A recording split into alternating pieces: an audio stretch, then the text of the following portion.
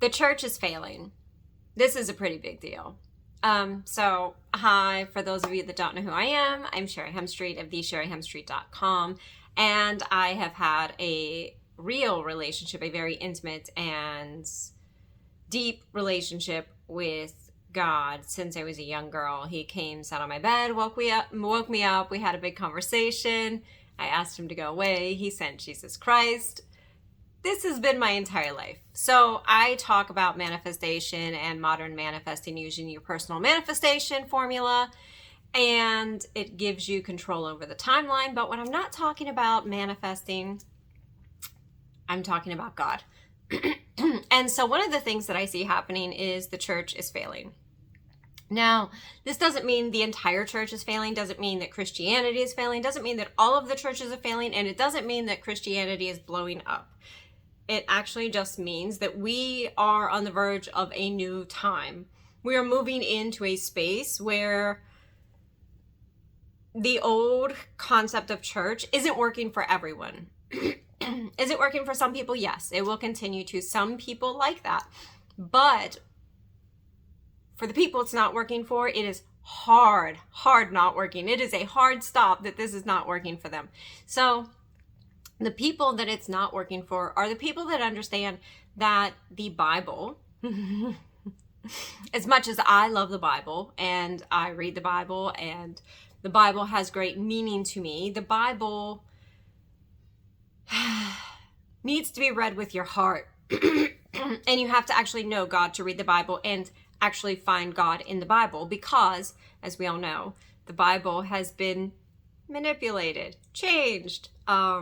It's gone through quite a bit of I don't even know what to say, right? Like, we know that there is some truth in the Bible. We know that there are important things in the Bible. We also know that the Bible is heavily edited, and we can never fully understand what was going on in the context of the socio-economics or the demographics or the pulp culture of the time. Did they have pop culture then? I don't know. But we don't understand the culture of then because we have evolved so much. So what has happened is, in our evolution over these last 2,000 some years since Christ, the Bible, as we all know, has been torn apart, edited, changed, manipulated. And there's a lot of things that were never true about the Bible. And people are realizing this in their heart. They're understanding this in their heart. They're knowing this. There are people that have been put on this earth, who have incarnated here, who have been born into this reality, who know for a fact that God is love and he doesn't judge. There are people here that know that it doesn't matter who you are intimate with. There are people here that know that there is so much more about God, so much more truth about God that is unknown than is known. And that is because these are people who have come in and they have this knowing, but there are so few, right? So in a group of hundreds of people, there might be one of them. So if you are one of them and you're watching this, hello and welcome. I'm so happy you're here. You may have been hurt by the church, or you might have found that spirituality was empty without God, or you might just be here because you want a deeper relationship with God. You know that there's more than God, than the fire and brimstone and all of the things that traditional Christianity will say, right?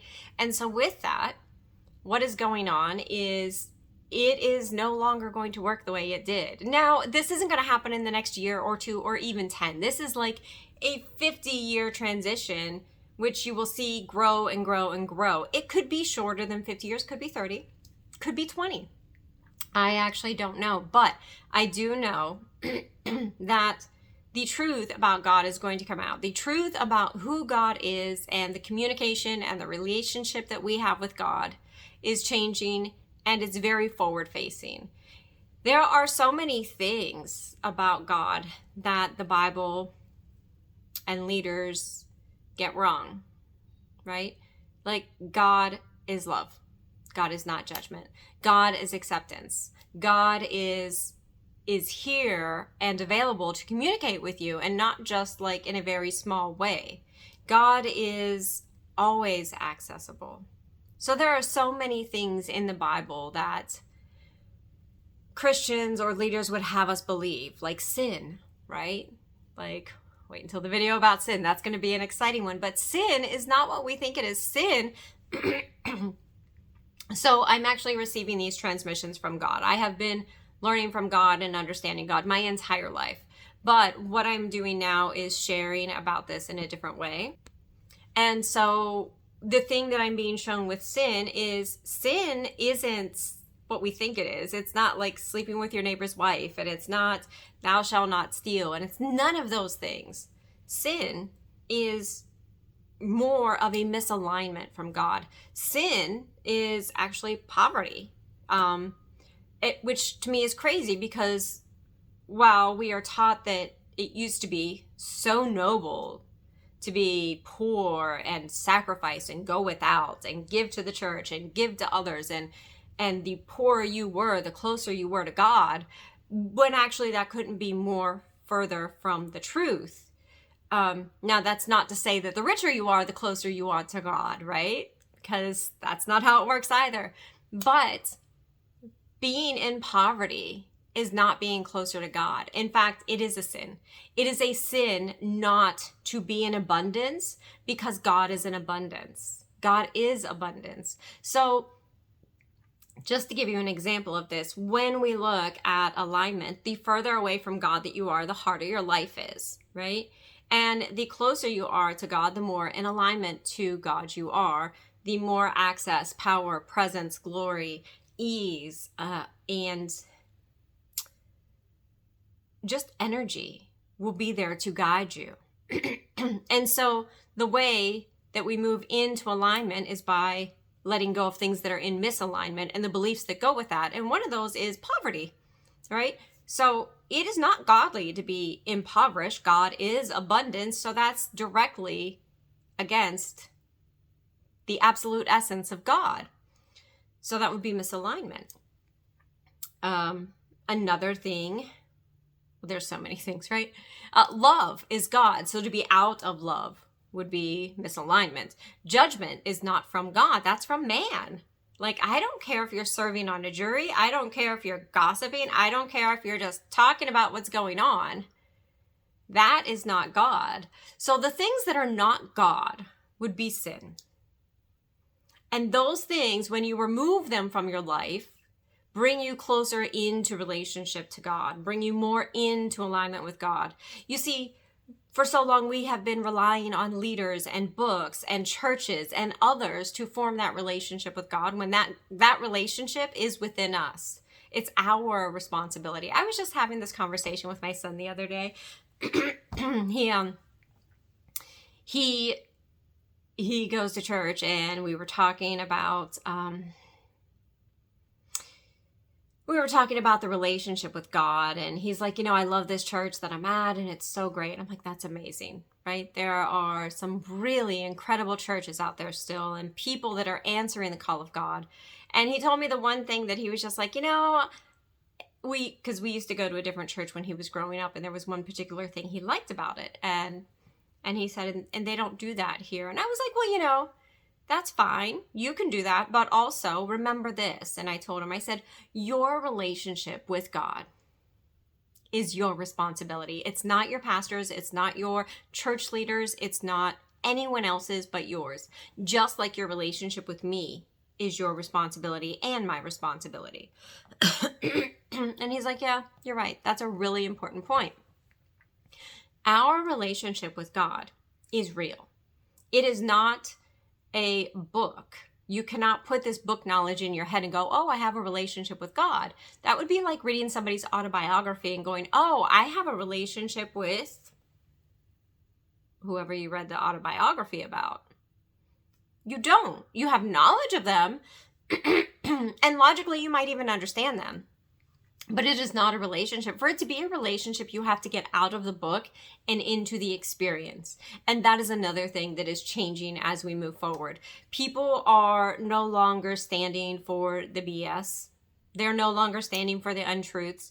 They are no longer needing the the things that once served the church no longer serve it, because we are evolving. Collectively, we have evolved so much over the last 2,000 years. Just think about it. Like, it was just in the 90s that the collective energy was around what, like 150, just getting up to 200 on the scale of consciousness, the map of consciousness by David Hawkins. And we become more conscious collectively the more of us there are, because there's more diversity. So through this diversity, we evolve and gain consciousness, and we become more than who we were. This is why we are all becoming more than who our parents were, right? Who all became more than who their parents were. And this is why change is accelerated and happening so fast right now. You know, we look back and we're like, oh, but the boomers had this and they did this and they had this. But it wasn't that long ago that we couldn't communicate and we couldn't actually get very far with anything. Imagine back in the days of Jesus having to go to different towns and talk about what was going on. The stories and the words and the things that were important at that time don't necessarily work for today, and they can hold a different value and meaning. Now, it doesn't mean they're not relevant, and it doesn't mean that they don't hold any truth or bearing, but we also have to understand that worked for a specific consciousness. We are moving into a whole new consciousness, Christ consciousness, actually, which is really beautiful. And because of this, the church is failing. We are moving away from it because there is less truth than what there was because of our consciousness. You see, as consciousness expands, we grow in truth and knowledge, and we get to know God better. We become more than we were, and on our own consciousness, we actually are creating the evolution of humanity. And we've evolved a lot, but the Bible hasn't. And the church hasn't. And the leaders haven't. And all of it has become a lot of dogma. And that's what we're moving away from. So with this, the things that you would expect, or the things that you questioned, or the things that you struggled with, are going to be the things that you'll see changes in. And you may not see this in a church for a very long time, or you might, I don't know. But I do know that the people who are called to the next evolution, the people who are called, are holding the energy and the power for those around them. And you are for lack of a better word, you're like the tuning fork in your collective, right? So like, say you live out in the middle of a small town in Minnesota, and you are like, yeah, Sherry, I'm vibing with this. I feel this. I've never felt like God was judgment. I never felt like I would get punished. I never felt like, hell was real. Like, hell is your own creation on earth. Heaven is on earth. It's not somewhere you ascend to. And so if you're like ringing true with all of this, you and your vibration are the evolutionary transmitter for where you are, right? So there's a lot of things that aren't true and they have been misunderstood. One of them is hell. Like, our own personal hell is hell. It's our thoughts. It's being in poverty. It's the sin of being in poverty. It's making our own lives difficult. We are here to have an incredible life. It is a gift. We've been given the gift of God. We are here to experience heaven through our own creative powers. We are here to manifest co-creatively with God. Manifesting is not something bad. Manifesting is from God.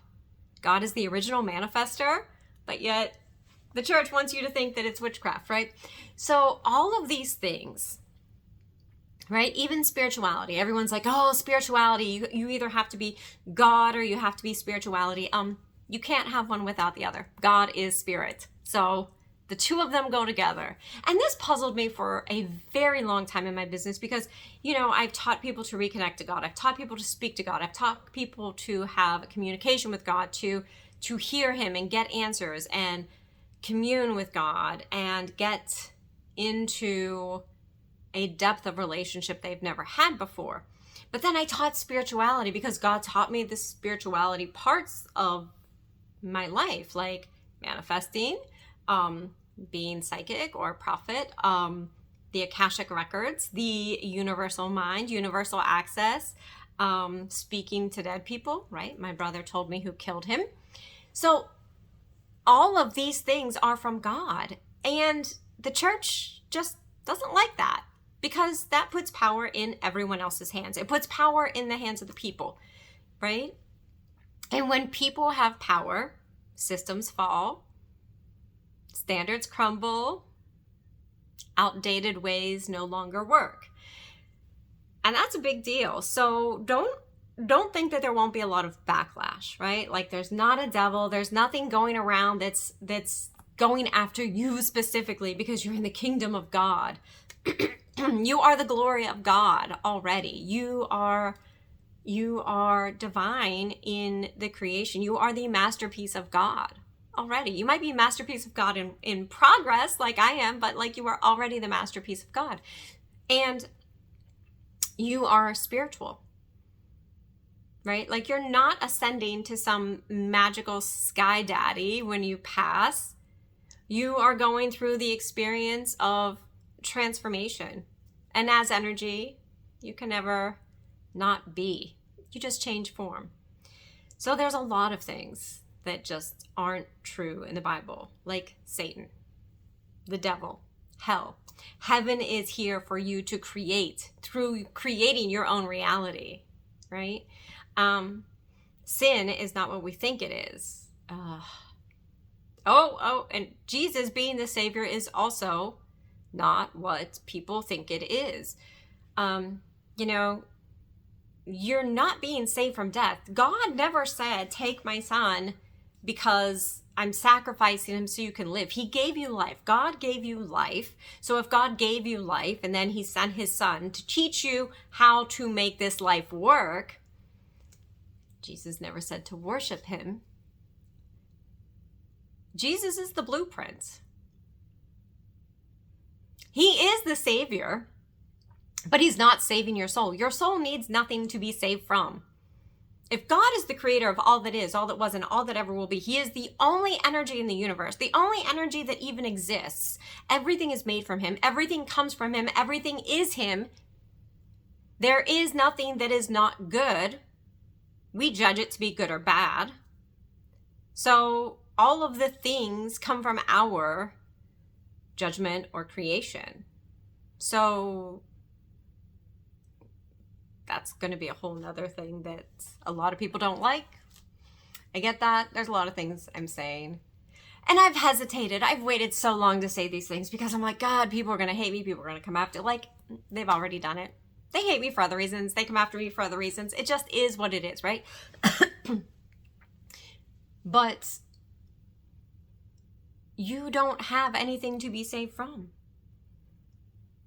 You are the energy of God. You are the temple of God. You are the creation of God. You are God incarnated with life flowing through you in this experience. What could you possibly need saved from? The world. You need saved from the world. You don't need saved from death. You're never going to hell. There is no hell that everyone is coming to get you unless that's what you want to create. Yes, you can create that. But you're being saved from the world, because what is happening is you are here to experience abundance and life and the power and the joy and the beauty and the glory of God and all that is and all of the ways that you can experience it. But you can get sidetracked. You can look at the bills and the work and all of the things that you think are real. And so, and I'm going to make a bigger video on this, right? Like there's a bunch of videos coming. We'll just say that, right? So, but to say that,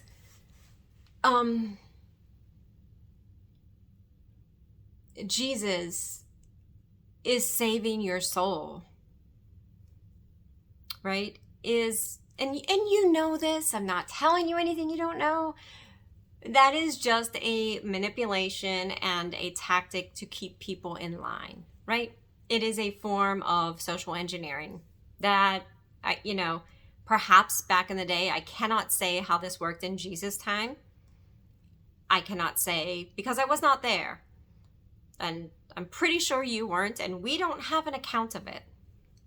But we both know that there is too much beauty and order in the universe with our 7 trillion cells that all work together magically for there not to be a God. And we all know, we've all had those God moments, and we all want more of them because they ignite us. They like set us free. They give us power. They remind us of who we are. So there's nothing we need saved from except ourselves and our thoughts and our feelings and the choices we make and the beliefs that we hold. And that's where Jesus comes in. He shows you what you are possible. He shows you what you are able to do. He even says in the Bible, do these things that I do and do them more magnificently. Do them even better than I do. So go perform the miracles because you are able to, because you are a creator. You are co-creating, you are creating, but to do that, you must come into alignment with God. And that is where the church is going. Will the old church fall? I have no idea, but I do know that there will be a coming together of people, and it's beginning with the revival, the Return to God revival of 2025 that we are right now having, and this is just part of it. There are other people that are talking about God and experiencing God, and people are coming back to God because they want more of God. And it happens just like every other part of life. You get a little bit and you grow through it, and you get a little more and you grow through it. And it's a wonderful experience. So wherever you are on your journey, I would love to hear what you're interested in, what you want me to make the next video on, what is most intriguing to you, or your thoughts and feelings on what you've already experienced and know to be true. Because now that I've done this one, it's so much easier. I'm just going to let the cat out of the bag and do all the ones. Everything that God is showing me and teaching me, I'm going to share because it's time. It's time. So thank you for being here. I'm Sherry Hemstreet of thesherryhemstreet.com. If this is something you want to hear more on, go ahead and let me know below. Make sure you subscribe. Make sure you follow. And if you know somebody who could use this video or it would help, make sure to get it to them. Thank you. Remember, you are loved and you are loved.